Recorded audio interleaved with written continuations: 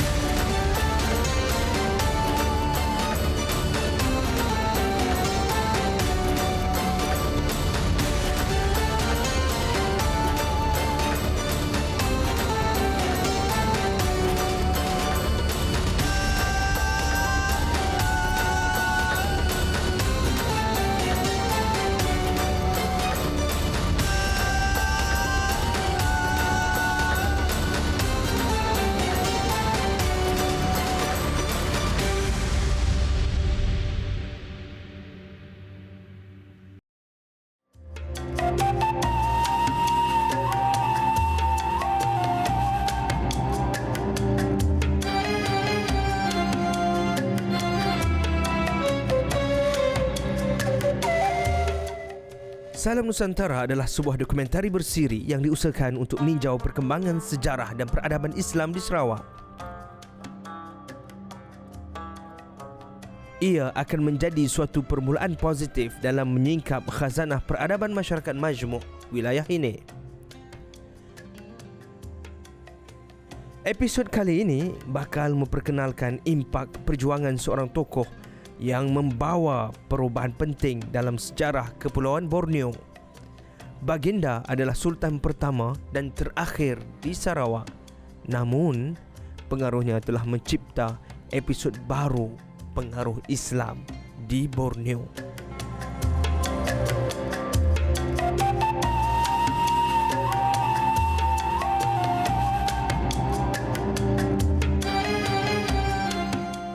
Aku anak Gahara.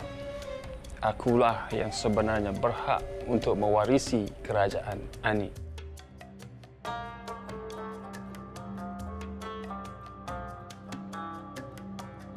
Jikalau ku kan mengalahkan kau, wahai Raja Tangah, pasti aku hendak mengalahkan kau.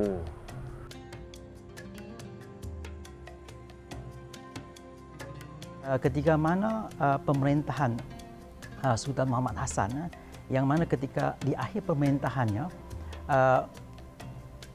beliau mendapati bahawa perlu ada penerusan kuasa. Penerusan kuasa maksudnya di sini iaitu pengganti beliau, dan akhirnya terjadinya konflik siapakah yang akan menjadi kuasa kepada Kesultanan Brunei pada waktu itu. Nah, pada waktu itulah ada dua tokoh utama kalau kita bercakap tentang tokoh ini sendiri, iaitu abang kepada Raja Tengah ataupun Sultan Tengah itu sendiri, iaitu Sultan Jalil Akbar, dan juga Raja Tengah, yang mana abang beliau ataupun kekanda beliau mengakui tentang kehebatan Sultan Tengah ataupun Raja Tengah ini. Kerana Raja Tengah dikatakan mempunyai kekuatan yang cukup luar biasa. Dikatakan dia mempunyai kuasa spiritual yang dalam sehingga terbit kata-kata kekanda dia mengatakan, kalau aku nak mengalahkan engkau wahai Raja Tengah, maka pasti aku tidak akan mengalahkan engkau. Akhirnya dengan kesepakatan bersama, beliau dengan kuasa yang ada mengarahkan adiknya iaitu Raja Tengah untuk berhijrah ke Sarawak dan menguasai Sarawak.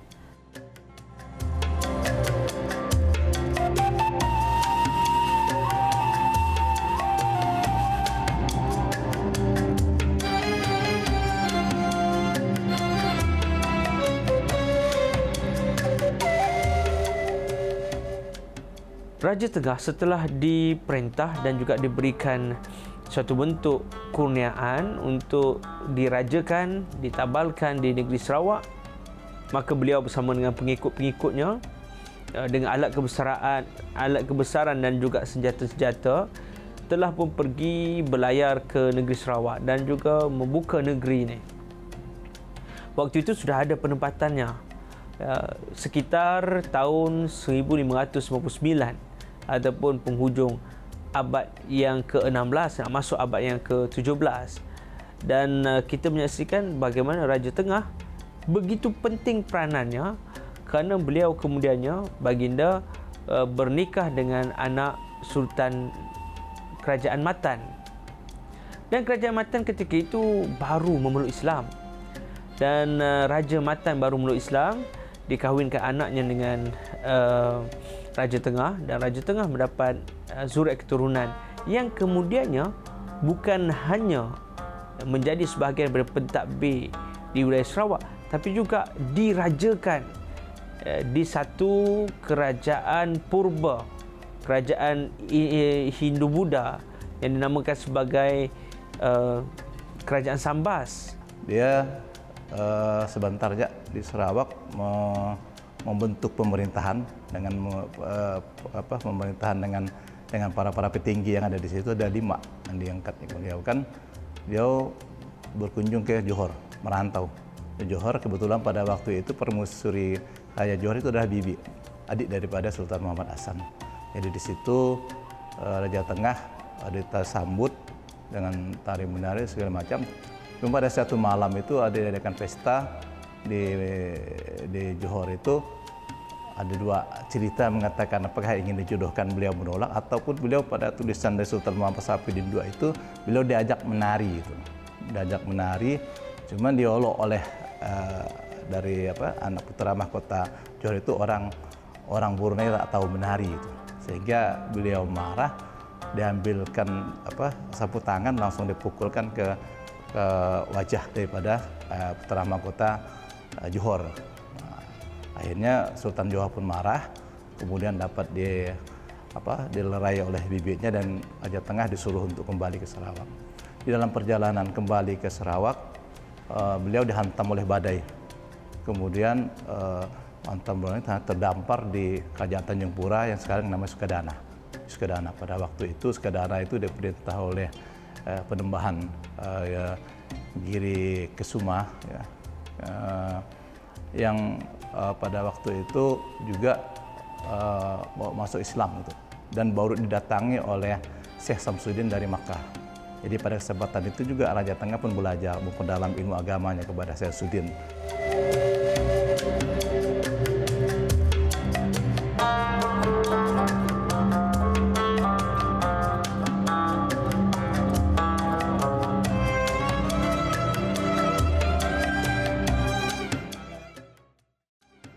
Yang menjadi unik dari Islamnya wilayah Sambas ini yang dimulai pada masa Sultan Muhammad Safieddin yang pertama, atau sebelumnya dikenal sebagai Raden Sulaiman, yang merupakan anak pertama dari Raja Tengah, ini tidak melewati fase seperti kerajaan-kerajaan lainnya ketika memasuki fase ataupun memasuki corak dari Islam itu sendiri.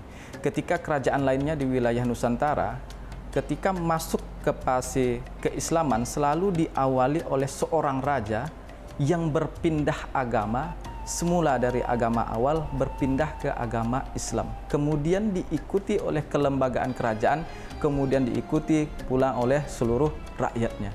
Kalau di Sambas, Sultan pertama Sambas itu sendiri sudah beragama Islam sejak lahir, sedangkan raja asalnya masih menganut agama lama dan lebih memilih untuk membentuk sebuah kekuasaan baru yang dikenal dengan Panembahan Balai Pinang. Nah, lebih cenderung untuk memindahkan pusat kekuasaannya, sedangkan kekuasaan Sambas yang sebelumnya dipegang oleh raja yang belum masuk Islam itu diserahkan sepenuhnya kepada Raden Sulaiman untuk menjadi sultan yang pertama di negeri Sambas. Inna anzalnahu Qur'anan Arabiyyan la'allakum ta'qilun. Anak kepada Sultan Tengah ini yang bernama Raden Sulaiman kemudiannya menjadi menteri di dalam wilayah kekuasaan kerajaan Sambas yang waktu itu masih lagi Hindu. Kita menyaksikan juga bagaimana selepasnya pembesar-pembesar di kerajaan Sambas Hindu itu sendiri, setelah berlaku pertelagahan dan juga episod-episod pertelingkahan antara pembesar, maka Raden Sulaiman kemudiannya diminta untuk menjadi raja, dirajakan di dalam wilayah kekuasaan kerajaan Sambas yang Hindu itu. Jadi ia adalah satu kerajaan lama yang bukan Islam, yang pemerintahnya pun bukan Islam, tapi kemudian diminta zuriat keturunan ataupun anak langsung kepada Raja Tengah untuk jadi raja di Sambas dan menjadi Sultan Sambas Islam yang pertama. Sejak itu Sambas menjadi kerajaan Islam, menjadi satu kesultanan dan menjadi suatu lokasi yang begitu strategik, yang penting. Malah dinyatakan di dalam beberapa catatan adanya semacam persaingan antara Kesultanan Sambas dengan Kesultanan Induk atau kerajaan Induk, iaitu Kesultanan Brunei Darussalam. Memang umat Islam di Sarawak ini dengan orang Sambas, misalnya sampai sekarang ni lah, kalau kita lihat masih ada hubungan yang simbiotik yang tidak boleh dipisahkan. Sama ada dari segi hubungan kekerabatan dengan kerabat diraja, dengan keluarga-keluarga yang ada di Sambas, itu memang tidak boleh dipisahkan. Ibarat sebagai satu simbiotik hubungan yang terlalu mendalam. Dan dari segi hubungan pendidikan, misal kata, kalau kita bercakap tentang pendidikan Islam itu, pendidikan Islam di Sambas itu memang begitu menarik kalau dibincangkan. Kenapa Sambas dikatakan sebagai Serambi Mekah? Siapa yang tidak kenal dengan Sambas? Sambas itu disebut dengan Serambi Mekahnya Kalimantan. Di Sambas kita mengenal misalnya Syekh Ahmad Hatib Sambas. Nah, kemudian kita juga mengenal Basyuni Imran. Nah, kedua tokoh ini cukup penting perannya dalam penyebaran ajaran agama Islam. Beliau bahkan dalam konteks ini misalnya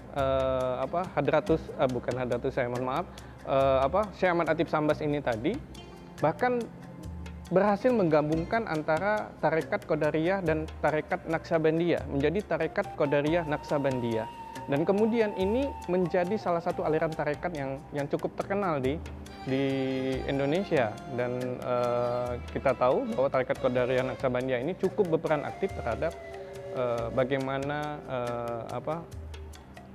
kaitannya dengan penyebaran ajaran agama Islam tadi. Diikat oleh beberapa hal. Yang pertama sekali, kalau kita lihat dari konteks sejarah, di mana Raja Tengah sebagai raja pertama untuk negeri Sarawak, ya, dengan kuasa yang ia miliki, kemudian sampailah dia, pendek cerita, sampai dia ke negeri Sambas ini, memiliki ikatan emosional dari segi kesejarahan. Nah, dari anak lima orang anak dari Raja Tengah ini, Raja Tengah, salah satunya yang anak sulung ini kan Raden Sulaiman. Nah, Raden Sulaiman ini awal dari cikal bakal untuk kejayaan Islam di Kabupaten Sambas, di negeri Sambas. Jadi artinya di mana seorang raja kemudian mewasiatkan anaknya untuk mendirikan kerajaan, kemudian ini diinspirasi dari Sarawak tentunya. Jadi kalau kita lihat, Sambas ini harusnya berterima kasih besar terhadap Sarawak, karena dari Sarawak lah yang memberikan kontribusi bagaimana Islam bisa tumbuh dan berkembang di Kabupaten Sambas. Pada aspek historis, Sambas harus berterima kasih dengan Sarawak. Tapi pada sisi keilmuan, khususnya tarekat, berarti Sarawak harus terima kasih dengan Sambas. Jadi kalau ini dijalin sangat luar biasa ya.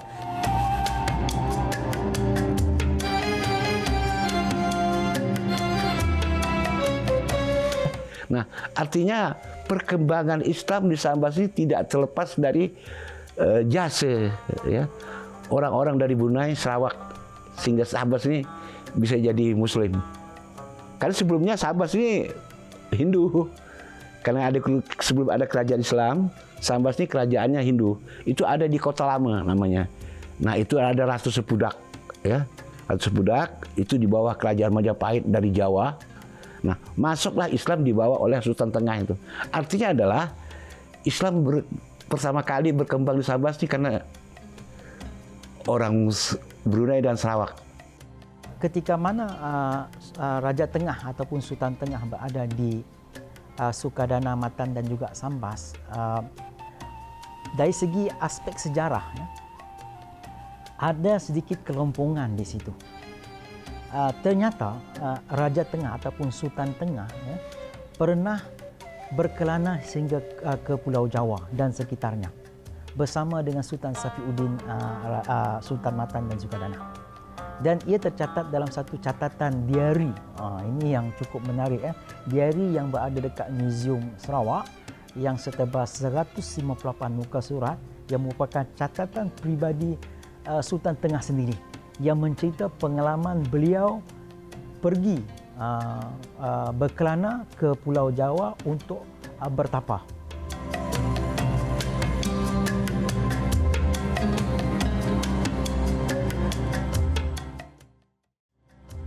Istana Kesultanan Sambas sekarang ini memang tidak ada penjaga. Tapi dikatakan bahawa penjaga itu adalah khadam-khadam daripada alam jin itu sendiri. Termasuklah makam-makam itu sendiri dijaga oleh khadam-khadam jin. Itu memang kalau secara logik memang tidak logik, tetapi itulah yang masukkan sebagai kedaulatan yang mampu untuk menguasai alam fizik dan juga alam metafizik. Sebab itulah signifikannya Raja Tengah, mereka berkelana dikatakan sampai berpuluh tahun ke Jawa dan beruzlah dan melakukan pertapaan. Dan ada juga beberapa naskah tulisan tangan Sultan Safiuddin I, kata siap saya dalam 5 ataupun 6 naskah yang bercakap tentang mereka itu dalam keadaan beruzlah dan bertapa di satu gua. Tapi belum lagi dikaji secara mendalam di mana tempat tersebut. Dan kemudiannya kita menyaksikan bagaimana kerajaan Sambas ini berkembang dengan pesat, dengan perdagangan, dengan empire lautnya, dengan interaksi serantau dan juga sedunia, juga adanya kegiatan berasaskan emas, ya, perdagangan dan sebagainya. Maka Sambas menjadi suatu kerajaan yang cukup gah, malah bersaing dengan kerajaan Indo, iaitu Kesultanan Brunei. Atas sebab yang demikian, itu sebenarnya adalah hasil dan jasa Raja Tengah yang merupakan raja ataupun sultan di Sarawak yang pertama. Islam bukan hanya datang dalam bentuk menyebarkan agama, tapi juga ia datang dalam bentuk menyebarkan kemahiran teknologi pentadbiran demi kemakmuran masyarakat dan semua etnik yang ada di wilayah sama ada Sarawak, Sambas, Kalimantan Barat, di Kalimantan ataupun di Brunei. Ternyata dalam sejarah Sarawak sendiri, wujudnya peristiwa penting yang menyumbang kepada perkembangan Islam di Kepulauan Borneo, Kalimantan. Episod kali ini memaparkan bagaimana pengaruh Islam dari Sarawak telah mempengaruhi perkembangan tamadun di Kesultanan Sambas dan kerajaan-kerajaan yang lain. Ini membuktikan bahawa Sarawak merupakan antara pemain penting perkembangan tamadun Islam serantau. Perbahasan lanjut akan diteruskan dalam episod berikutnya dengan judul Interaksi Antara Tamadun. Salam Nusantara, Islam di Sarawak.